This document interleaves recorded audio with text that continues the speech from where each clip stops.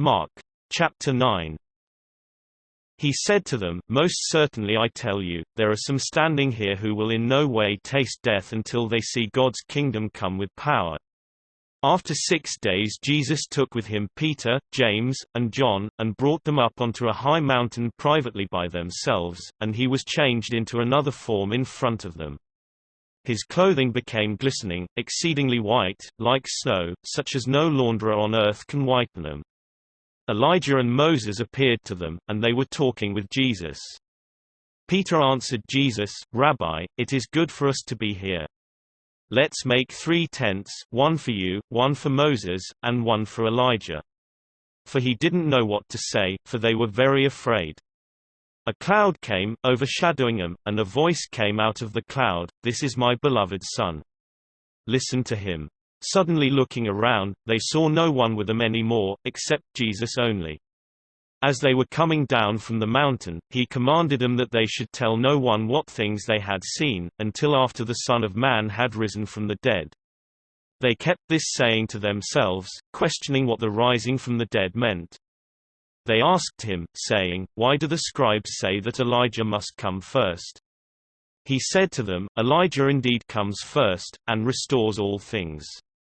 How is it written about the Son of Man, that he should suffer many things and be despised? But I tell you that Elijah has come, and they have also done to him whatever they wanted to, even as it is written about him." Coming to the disciples, he saw a great multitude around them, and scribes questioning them. Immediately all the multitude, when they saw him, were greatly amazed, and running to him, greeted him. He asked the scribes, "What are you asking him?" One of the multitude answered, "Teacher, I brought to you my son, who has a mute spirit, and wherever it seizes him, it throws him down, and he foams at the mouth, and grinds his teeth, and wastes away. I asked your disciples to cast it out, and they weren't able." He answered him, "Unbelieving generation, how long shall I be with you? How long shall I bear with you? Bring him to me." They brought him to him, and when he saw him, immediately the spirit convulsed him, and he fell on the ground, wallowing and foaming at the mouth. He asked his father, "How long has it been since this has come to him?" He said, "From childhood. Often it has cast him both into the fire and into the water to destroy him. But if you can do anything, have compassion on us, and help us." Jesus said to him, "If you can believe, all things are possible to him who believes." Immediately the father of the child cried out with tears, "I believe. Help my unbelief." When Jesus saw that a multitude came running together, he rebuked the unclean spirit, saying to him, "You mute and deaf spirit, I command you, come out of him, and never enter him again."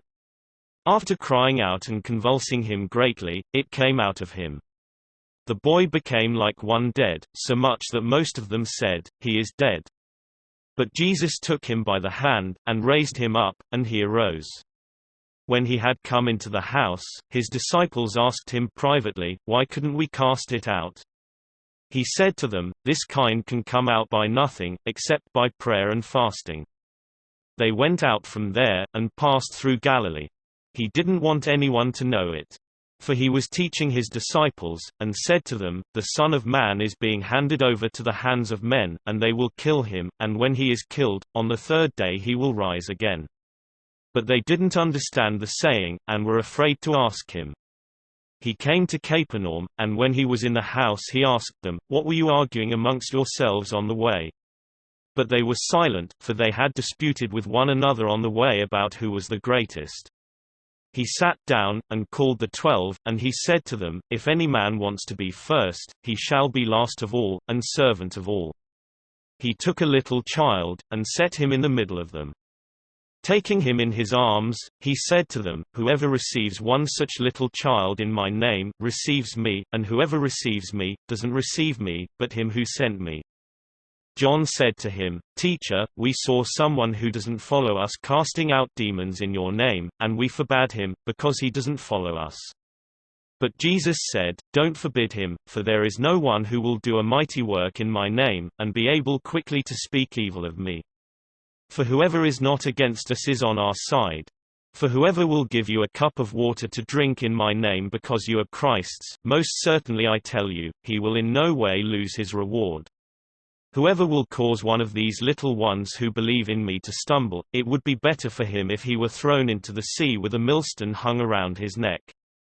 If your hand causes you to stumble, cut it off. It is better for you to enter into life maimed, rather than having your two hands to go into Gehenna, into the unquenchable fire, where their worm doesn't die, and the fire is not quenched. If your foot causes you to stumble, cut it off.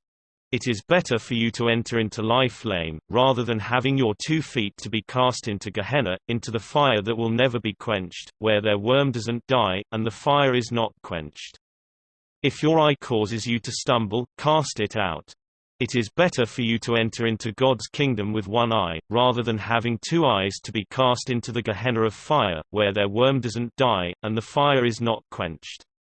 For everyone will be salted with fire, and every sacrifice will be seasoned with salt. Salt is good, but if the salt has lost its saltiness, with what will you season it? Have salt in yourselves, and be at peace with one another.